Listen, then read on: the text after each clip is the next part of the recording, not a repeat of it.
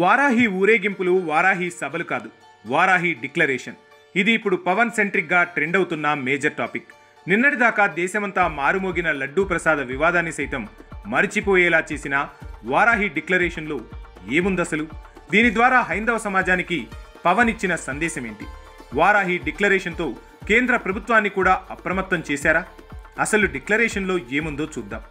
ఏ మతానికి, ఏ ధర్మానికి భంగం వాటిల్లని ఒకేలా స్పందించే విధంగా లౌకికవాదాన్ని పాటించాలి.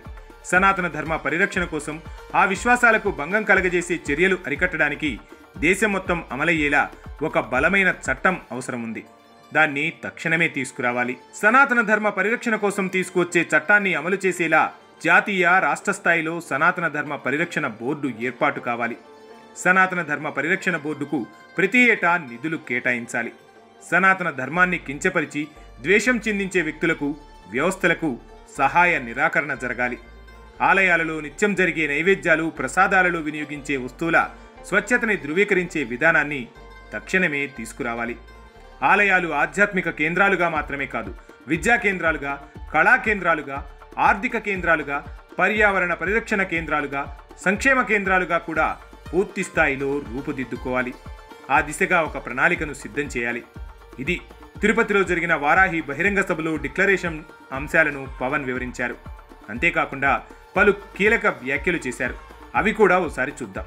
తనకు అన్యాయం జరిగితే బయటకు రాలేదని, తిరుమలలో అపచారం జరుగుతోంది, సరిదిద్దుకోండి అని గతంలో చెప్పానన్నారు. తిరుమలలో కల్తీ ప్రసాదాలు పెట్టారని మండిపడ్డారు. ఇది ఎన్నికల సమయం కాదని, సినిమా సమయం అంతకంటే కాదని, ఇది భగవంతుడి సమయమని స్పష్టం చేశారు. ఇతర మతాలను చూసి నేర్చుకోవాలన్న పవన్ హైందవ ధర్మానికి మనం గౌరవం ఇవ్వట్లేదని అన్నారు. మీతో జేజేలు కొట్టించుకోవడానికి రాలేదని, మీతో గొడవ పెట్టుకోవడానికే వచ్చానన్నారు.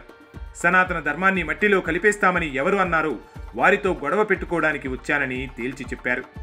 ఒక డిప్యూటీ సీఎంగానో, జనసేన పార్టీ అధ్యక్షుడిగానో ఇక్కడికి రాలేదన్న పవన్ హిందువుగా, భారతీయుడిగా ఇక్కడకు వచ్చానని స్పష్టం చేశారు.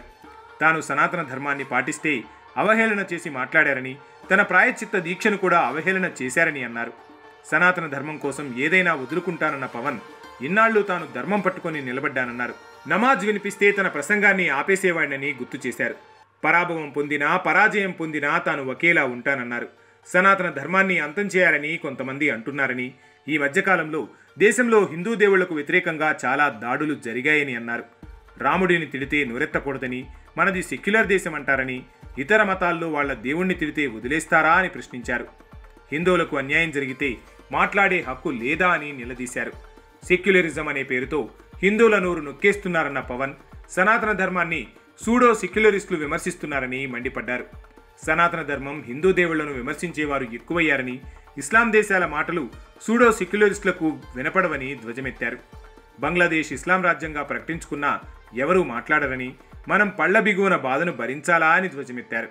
మన సమాజంలో ఐక్యత లేకపోవడమే దీనికి కారణమన్న పవన్ హిందూ సమాజాన్ని కులాలు, ప్రాంతాల వారీగా విభజించారన్నారు.